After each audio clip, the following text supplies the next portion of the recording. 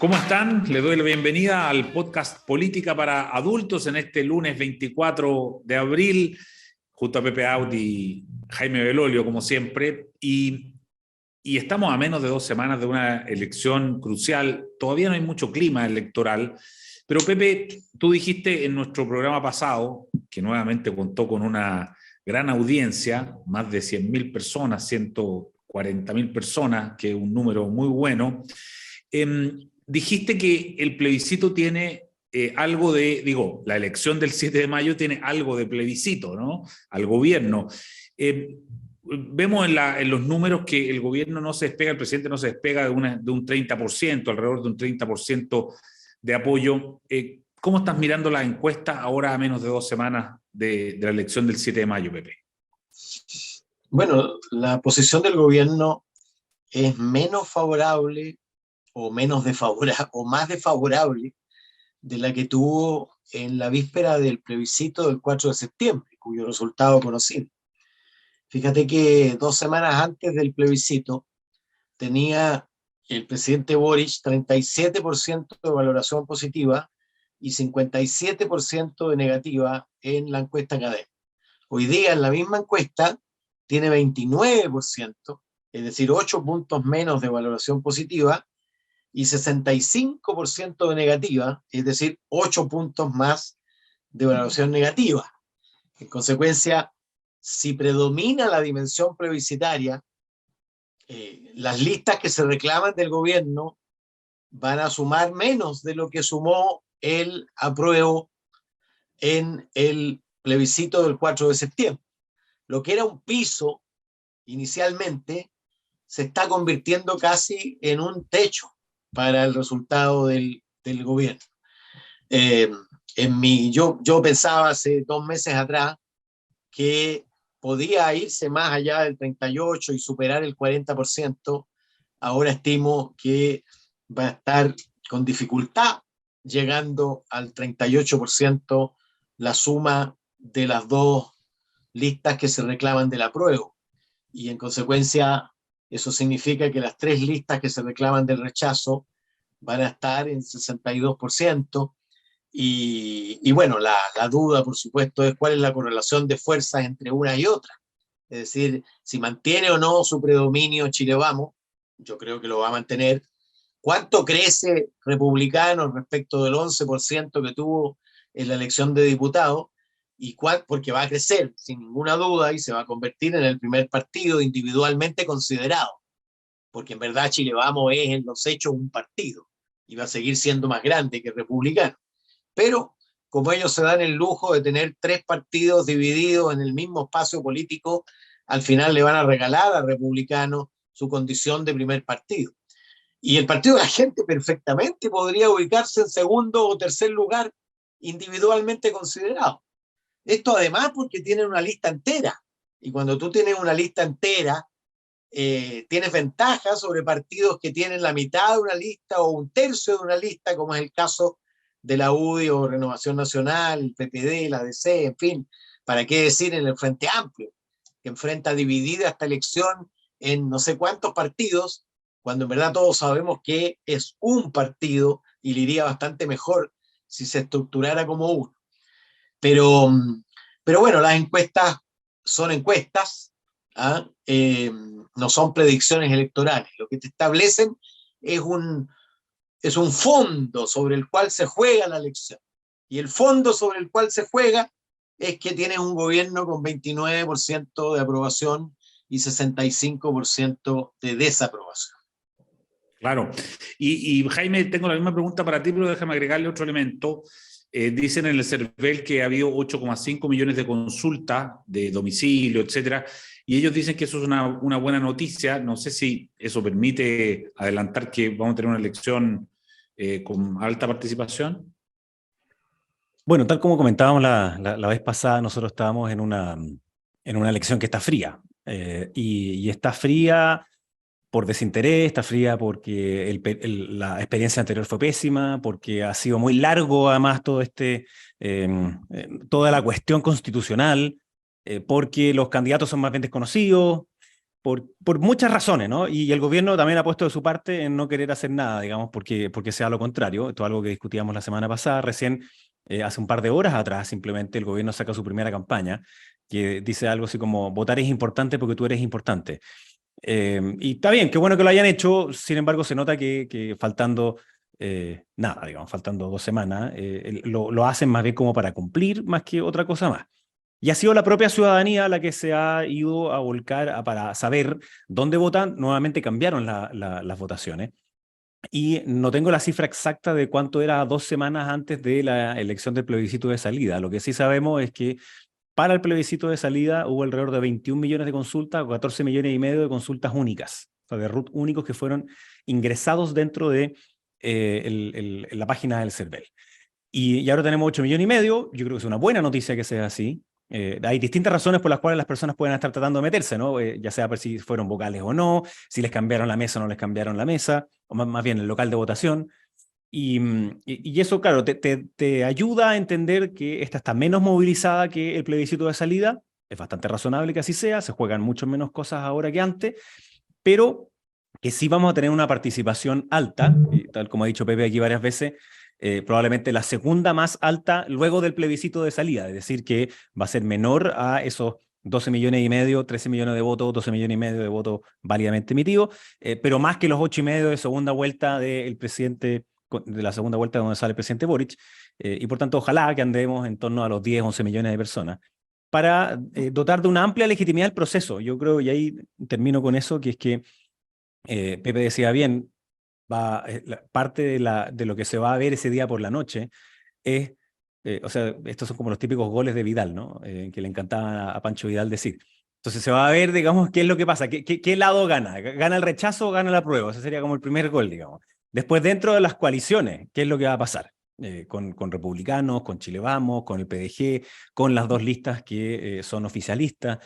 Y claro, lo que se estima hasta ahora es que Republicanos va a estar relativamente cerca de Chile Vamos, no sabemos cuánto, pero eso va a ser tomado por republicanos para decir, mire, nosotros somos lo mismo que todo Chile Vamos. Y ha habido un creciente discurso un poquito más polarizador por parte de las puntas, y yo creo que probablemente lo va a seguir habiendo más todavía en los días que vienen. Claro. Pepe, Eduardo, hay sí, varias, perdona, complementando, hay varias encuestas que han preguntado derechamente sobre la intención de participar, porque había encuestas que habían preguntado sobre el interés en el proceso.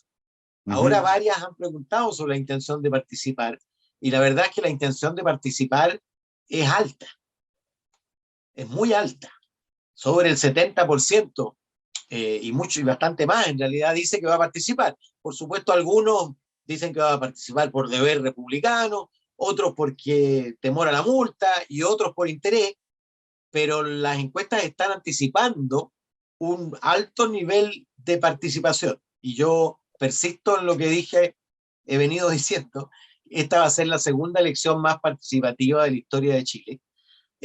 Creo sí que va a tener un gran número de blancos y nulos, porque dentro de las personas que van por obligación, probablemente no elijan en ninguna de las 5 listas en competencia. claro. Bueno, otra cosa que influye, Pepe, en el clima electoral es, por supuesto, la contingencia noticiosa, el tema de la inseguridad ciudadana, la delincuencia, la violencia, sigue muy presente, pero ha asomado otro tema, que es el tema del litio. Pero más que el litio, que yo creo que es una cuestión que no es tan fácil de entender, ni la empresa o la política nacional del litio, pero sí ciertas imágenes que la gente sí entiende, como por ejemplo esta relacionada con esta analogía que hace el presidente de la UDI, Javier Macaya, que dice, fíjese que el día jueves, en la mañana en la ENADE, el presidente Boric habla como Ricardo Lagos, y en la noche habla como Salvador Allende. De hecho, hoy día lunes el presidente Boric se hizo cargo de esa analogía y dijo, no quiero ser ni Lagos ni Allende. Eso yo creo que la gente sí lo entiende, y sí entiende el tema de nacionalizar o no nacionalizar, o el Estado con más presencia o menos presencia. ¿Qué te parece esta coyuntura noticiosa tan cerca de la elección? Bueno, hay dos dimensiones del análisis. Uno, lo que efectivamente le sirve al país y a su desarrollo, y particularmente a aprovechar la oportunidad que es temporalmente limitada de alto precio del litio en beneficio del país. Y por lo tanto es indispensable ahora explotar más recursos, porque ahora es cuando el precio está más alto, no sabemos qué va a pasar en 3 o 5 años más. Segundo, la mayor participación y control del Estado y beneficio del Estado es popular. ¿Ah? Y por lo tanto la idea de que el Estado le va a sacar más provecho a su propiedad sobre el litio, porque el litio está lejos de nacionalizarse, porque hace muchísimos años que fue nacionalizado por la constitución anterior de Pinochet, ¿ah? Por considerarlo un mineral de carácter estratégico. Y ni siquiera es concesible, es decir, no es como el cobre, que tú lo puedes traspasarlo a una concesión. Aquí es simplemente un arrendamiento que tú haces con privados. Y el gobierno ha hecho lo mismo que ha hecho en casi todas las materias. Hace un anuncio que deja relativamente satisfecho a los suyos, que habían puesto como línea roja para aceptar la participación de privados, el control del Estado.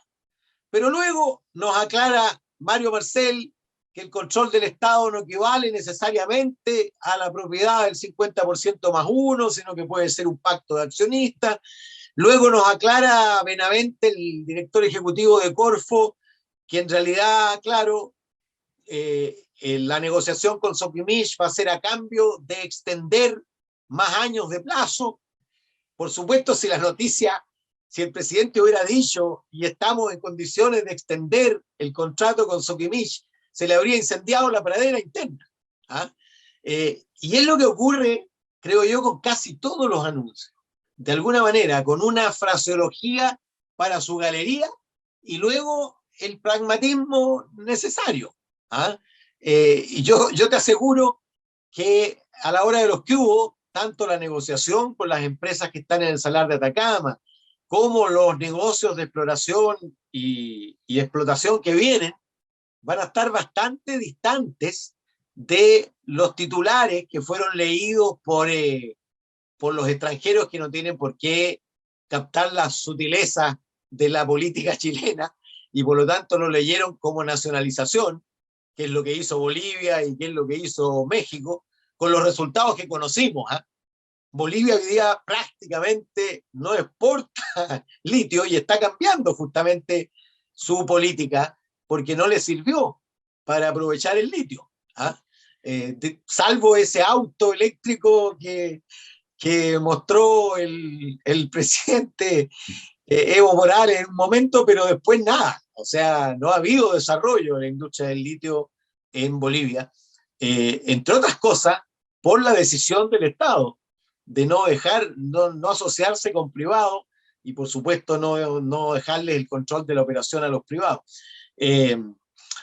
Pero yo creo que va a ocurrir esto que ha ocurrido en casi todas las cosas, es decir, un discurso y un mensaje para dejar tranquilo a su barra brava, en este caso específico al Partido Comunista y aparte el Frente Amplio, y luego las negociaciones concretas para traer las inversiones necesarias, porque ni este gobierno ni el próximo tienen derecho a dejar pasar la oportunidad preciosa que nos da el litio de llegar recursos fiscales para invertirlos en la gente y en el desarrollo del país.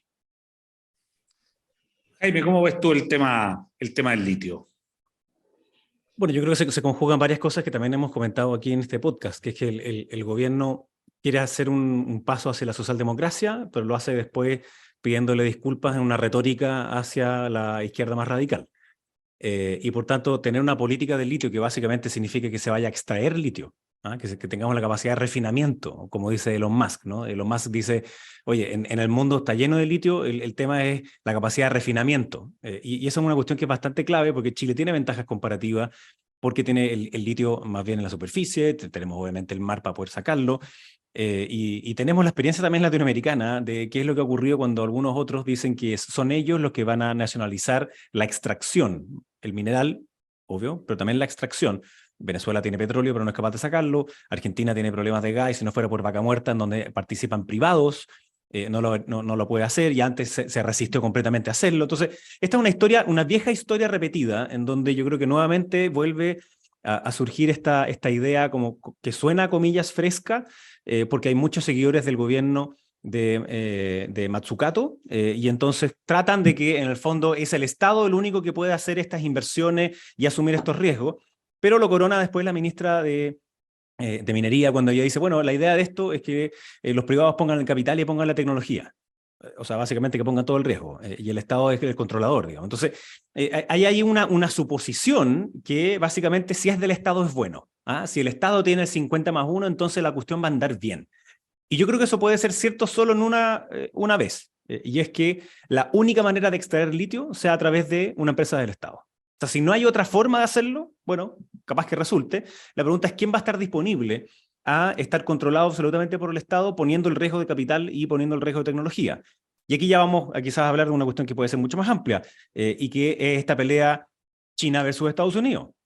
Porque obviamente que hay países como China que le va a interesar, porque sabe que aun cuando tenga, no el 49, puede tener el 40, puede tener el 35, en verdad sabe que con el 35 igual son dueños del 100, porque tiene otra forma de presionar por la mayoría, digamos, de las decisiones. Entonces, si esa es la vía que están tratando de pensar, que no me cabe duda que al Partido Comunista chino le gusta y que al Partido Comunista chileno le gusta, bueno, yo creo que es bueno que se discuta como tal, pero aquí se dan estas señales, como decía Pepe, de la nacionalización en algo que no puede estar más nacionalizado, y que el modelo que hoy día es de propiedad del Estado y que simplemente se le arrienda el espacio a una empresa para que pueda extraerlo, digamos, pueda refinarlo. Y claro, es curioso, digamos, que sea finalmente el gobierno del presidente Boric el que termine dándole una mayor cantidad de recursos a la empresa de alguien que estaba vinculado, digamos, a la dictadura del ex yerno, y por una cuestión media pragmática, pero también por una cuestión que es evidente, que es que ¿quién más puede hacerlo hoy día? Psicodelco ya ha tenido la opción de hacerlo, y no lo ha hecho.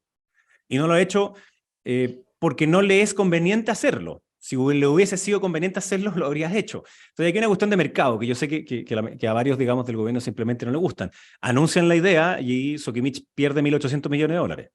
Y ahora, claro, rebotó un poquito, entonces ha subido un 3,5% durante el día de hoy, después de que se pegó una baja como de $78 a 60 y ahora está como en 65.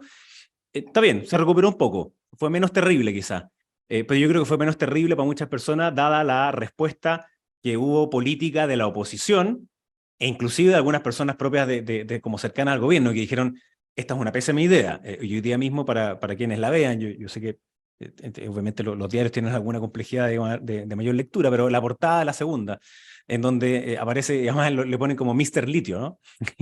Y es como Mr. Litio del mundo, diciendo, mira, esto es una traba. En el fondo esto es una traba para poder desarrollar el litio. Y yo creo que sin lugar a duda es una traba, pero es asociada a querer hacerle gestos a izquierda más radical, y a estos traumas de pasado con respecto a cuál es el involucramiento de los privados y del Estado en, por ejemplo, la extracción de recursos naturales.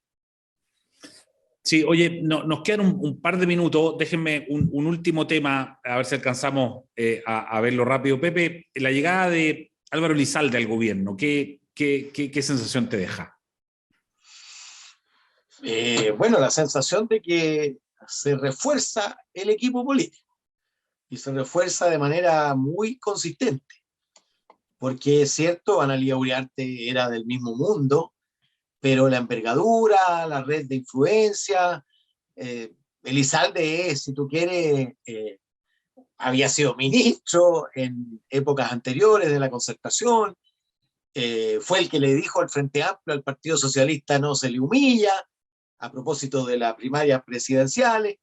Es claramente un hombre del socialismo democrático, pero además él toma la decisión de dejar la senaturía para la que le quedaban todavía 3 años, y me imagino que iba a ir a la reelección, por ir a colaborar en un gobierno al que le quedan 3 años y que está con 30% de valoración positiva y 65% de negativa. ¿Ah? Es decir, una tarea cuesta arriba.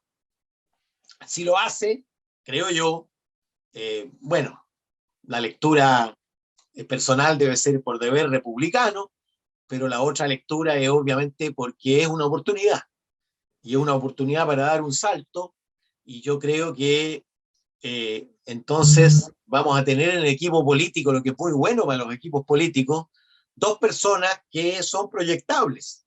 ¿Ah? Son proyectables en su liderazgo. Ahora, eso naturalmente es bueno hasta que se producen los roces propios de personas que quieren proyectarse en la misma condición hacia el futuro. Pero, la otra es Carolina Toá. La otra es Carolina Toá. Exactamente. Pero siempre será bueno tener ministros de mayor tonelaje que de menor tonelaje.